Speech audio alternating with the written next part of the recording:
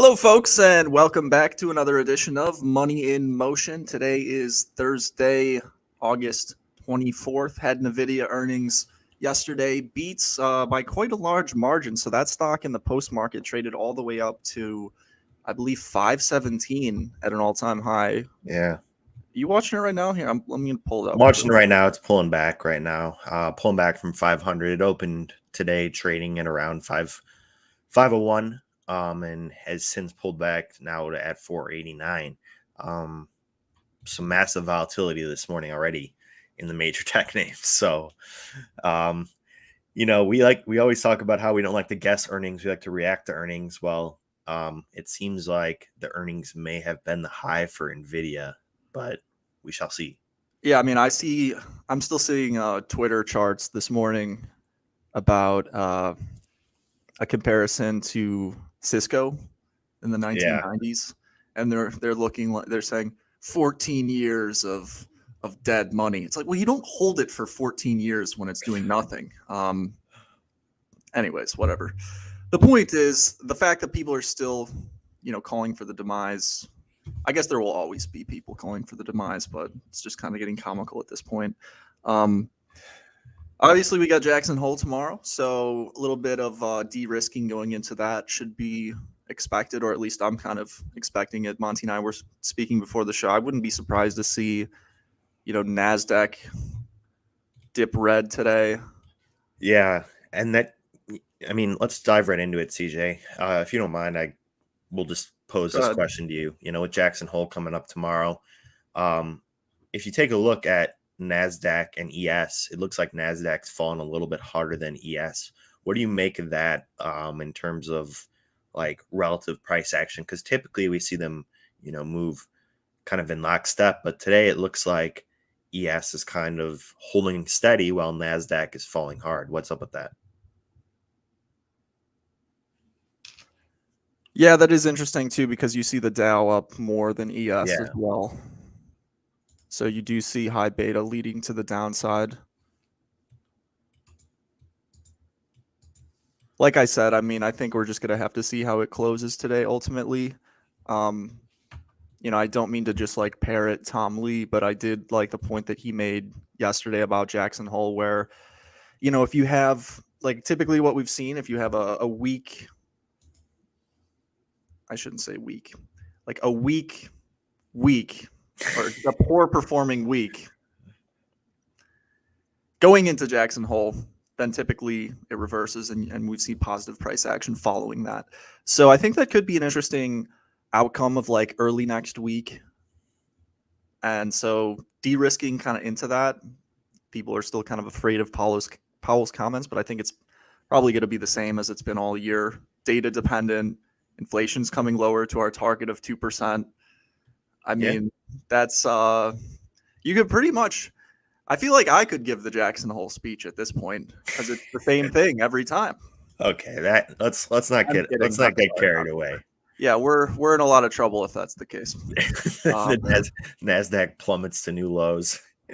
But anyway, looking at the title of the show, CJ, Coinbase. Is it time? I know this is a painful one for you. You've been watching it closely all throughout the year, trading in and out of it. And the crypto-related equities they've been so volatile.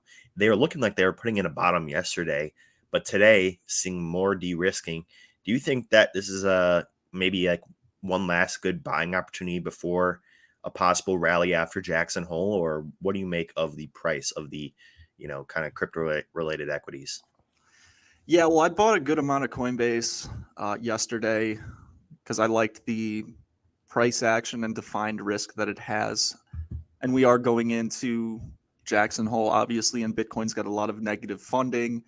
So it could be interesting for a short squeeze. And Coinbase in this particular instance got very good defined risk, very clear defined risk below that orange level that you have highlighted. So, I can always try again if we start rebounding, or if we stop out below that level. I can always try again. That wouldn't be particularly fun, but in this case, I want to protect against any type of move to like 50. Also, I think the thing that you got to remember when planning, because I want to hold this for, if we make new all-time highs in the equity market, which I still think will be the case.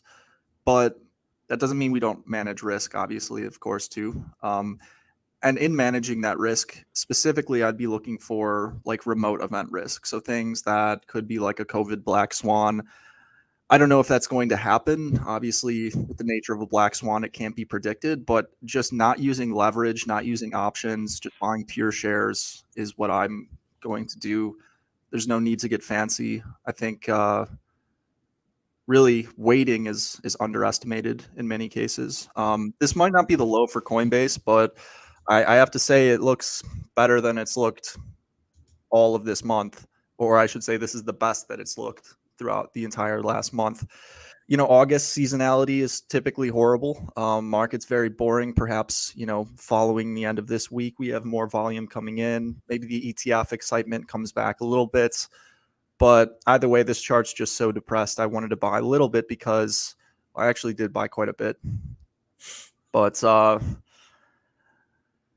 yeah, we'll see. Yeah, I'm with you on that. I agree with everything you just said, and I think that from a kind of like shorter term perspective, and obviously, if you take a look at like Bitcoin, right, it's been so, besides these few days, been incredibly unvolatile. And then we have, a few days of overwhelming negative price action. The crypto related equities move in a much different way. Like this is more of a steady decline down rather than, a flat top, that kind of Bart Simpson haircut formation that Bitcoin is so famous for. But with Coinbase, I think it'll be interesting because it was one of the best performers on the way up. I think it has a good chance of showing that same sort of strength when price rebounds. Also, I'm bullish Bitcoin for the long term. If we look at funding rates, I mean, they're not as negative as they were last time we pulled them up. And you happy, CJ? I put on dark mode for you. But still negative. Alt funding rate still negative. So people are still kind of, at least within the crypto space, bearish on crypto. But people outside the crypto space that want exposure to Bitcoin, we've been saying it all along. They're not doing it through buying Bitcoin, or they're not even doing it through buying Grayscale. They're doing it through buying Coinbase, buying the miners. And I think that's evident in the price action. So Coinbase, for me, I think it has clearly, like CJ said, clearly defined risk here. We're pulling back today. I'm not going to buy it while it's pulling back. But if we do start to bounce, I really think the risk to reward here is good. If people think it's going to break down, it sets up for a short squeeze that, and you know where to cut it. Dark mode is the way. Okay, I'll keep that in mind. Everything will be dark mode from here including the browser theme. If you could do that white strip at the top of the Chrome. this isn't Chrome. This is Brave. But yeah, I can. I'll do that later. I'll change that. How's that basic attention token stack doing? Oh yeah, it's doing great. Doing great. I'm gonna be rich. Gonna retire off that. I think I've made like $7 in like 4 years of using this freaking browser. But anyway, getting back to my point, crypto related equities really taking it on the chin today, and this for me is interesting. Like yesterday was such a positive day for these assets. Then today, all those gains erased. Anyone that tried to enter long was forced to capitulate, making this, a very, very ugly day. And I still think Mara goes lower. You can see Riot slowing down a bit in terms of like downward momentum. And that's something that we've been talking about, is how Riot is a little bit ahead of Mara in terms of where it's at. It's already, it's round tripped the ETF news. It's fully round tripped. So like, is now a good time to buy? Plausibly, again, you have defined risk here, clearly defined risk at this $10.40 level. where, we had support all throughout this time, then eventually broke up to the upside, and, we found some support here once again. I think that once the market turns around, these will be some of the best performing stocks.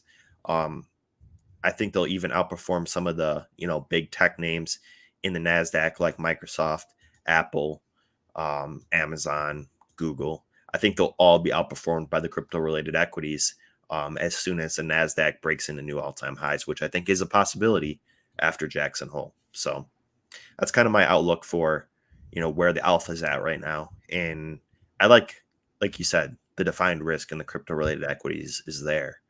And that's always what I like in a trade. Yeah. The word alpha, I think, is grossly like, I just the way crypto Twitter uses the word alpha, it's like clear that nobody understands what it means. Alpha Yeah. is like uncorrelated returns, Yes. which is not like anything that crypto Twitter has ever been able to accomplish. They only make money in bull markets, which is that. I mean, That's crypto. that's crypto. That's the best way to do it. Like, I'm not judging it. No. Okay. Want to take a look at some charts? Yeah, let's do it. There were a few different assets I want to take a look at. First and foremost, I want to take a look at ETH. ETH has been pretty volatile here in the last couple of days, and I think it's worth taking a look at. CJ dropping the truth bombs as he always is. CJ doesn't pull his punches. If you know him, you know that. But looking at the ETH chart, this one's been particularly volatile. And in fact, I want to actually look at the ETH BTC chart. It's never easy going in like near the lows at these. No. Like, it's always, even if this is the bottom, it's not always easy to buy it. No, it's not easy at all. But one thing I will say is that, we are still in a downtrend in the ETH BTC pair. Like, people have been talking about ETH's potential outperformance of Bitcoin, but in reality, like, we're still in a very large and long-term downtrend that has to be broken in order for ETH to really outperform. And this, I think, is such an important chart that people aren't really paying attention to. I don't think people are really looking at, right now, but I think it's so important. If we break out of this descending formation, I think then that's risk on. Do I think that happens now? No. I think we, plausibly go lower here in the ETH BTC pair, and that's just based on the relationship that, that's just based on the fact that when the market goes risk off, we see ETH, which is a technically higher beta asset than Bitcoin, perform worse. And I still do believe we're in kind of like a risk off environment from that perspective. So I think the ETH BTC chart still does have lower to go, but I think watching this chart and watching for a breakout above this descending line and like kind of a rounding bottom and, a sign that this trend is finally broken. We got this here, which was a nice period of time for the altcoins, don't get me wrong, but yeah, I don't disagree with you, Phoenix. I think we do see some lower levels here for ETH BTC, and that's solely based on the price action of ETH. It's been somewhat underperforming Bitcoin, and we're getting that kind of return of that flow of capital model that we always talk about. Yeah, and that's also true. It is definitely is a wedge, and these wedges, it can break out to the upside, it can break out to the downside, but that will be a real critical factor for what we end up seeing the crypto market do in general. I think that looking at this, clearly there's still some time for it to move before it has to break out. It doesn't have to do anything. I shouldn't say that, but like we're entering this stage of kind of like where it's consolidating in this wedge. That's a great point. The Beeve. Thanks for pointing that out. But you know, is it going to be a break lower or is it going to be a break higher? Break higher means risk on alts, you know, perpetual futures, leverage. People are going to be, you know, trading that. If we break down, it's going to be bad, and it's going to be a lot of red candles for a lot of the altcoins, and it could be that could also translate into the crypto related equities as well. But yeah, this is an interesting chart to take a look at, and you know we're kind of nearing this peak of the wedge here. So thanks for pointing that out. And you know, I think you know both Phoenix and the Beeve have a point here. So, but CJ, what are your thoughts on the crypto market here as we see ETH falling a little bit more than BTC? Yeah, I don't know, man. I think we need another banking crisis to get things going. Nah, just kidding. But I do wonder when the next catalyst is going to come. If it's not going to be just from enough Nasdaq price action. Yesterday seemed to do the trick, but I think we're gonna have to see more of that. And then like we've looked at it so many times where you know you look at like the 2018 to 2019 to 2020 cycle. Bitcoin really didn't start going parabolic until equities made new all-time highs. So maybe that's something that maybe I'm a little early on Coinbase. You know, maybe Bitcoin won't really take off until equities make all-time highs, or if they do at all. So I think that's something to consider. But yeah, I mean, risk is defined. Let the market do what it's going to do at this point. That's how I'm kind of looking at it. But as we kind of wrap up the show, I just have a couple charts I'd like to go over to update For sure. positions.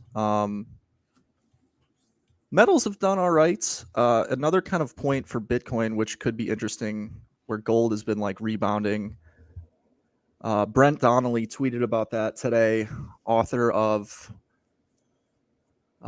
Alpha Trader, as well as a lot of other good trading books. Definitely recommend you checking them out. But he was talking about how gold and Bitcoin could have an interesting kind of play off one another, but Bitcoin seems to be trading more in line with the NASDAQ. So it's always been interesting to see which one it kind of trades closer to. But yeah, heating oil has just been miserable considering that crude oil has really broken down a lot. You just have not seen that relative weakness also reflected in heating oil, but we'll see if this is still a local top. I haven't been stopped out just yet, but I mean, definitely has been a difficult trade just to hold and try not to do too much. Cocoa as well is just doing nothing, but at least platinum's been working, so appreciate that one. But yeah, haven't really looked at a whole other setups. You know, coffee started to rebound, but really didn't do a whole lot. And then bean oil does look like it could be putting in a double top here. Monte, we've been following this one, Yeah. kind of bringing it up. But because if you look at like the secular trend, it is interesting. If this is just like, if you catch an echo bubble and maybe like a retrace to this level of like 52 or something, Sure. catch a nice levered move of like 20%, 16%, something like that. So yeah, I mean that's basically what I've been looking at. The dollar has just been really impressive. I wonder if we'll get a turn in the dollar. Yeah. You know, can you pull up that dollar chart real quick? One thing I will say is people have been talking about the strength of the dollar, but you know, one thing that is really important to remember is that just a month and a half ago, they're talking about the weakness of the dollar, right? And look how low we broke below that bottom of the wedge there, right? That to me, that means we can extend beyond the upper point of the wedge or the descending line to the same degree without it being a broken pattern formation. You know, we got extremely oversold. Now we're getting overbought. That's the natural reaction of a market. It's like the elasticity effect that you'll typically see when something gets extremely beat down, like the dollar did. When everyone was proclaiming it dead. Yeah, nice V-shaped recovery. So that was one of the most quiet trades that you could have taken over the last month and a half, but ironically, one of the most profitable that you could have taken. So yeah, I hope you guys really enjoyed the show today. Monte, well, first, just want to say, if you enjoyed today's content, please like and subscribe. Also, we have a 14-day free trial at tradethechain.com if you want to hang out in the Discord server with Monte and I. Also, we have a entire site and dashboard of sentiment indicators for crypto. And we publish a lot of research over specifically for our Trade the Chain members only. So would love to see you guys over there. And I hope you have a wonderful day and a profitable week. Yeah. Take care, everyone. Thanks for watching, and we'll see you again tomorrow.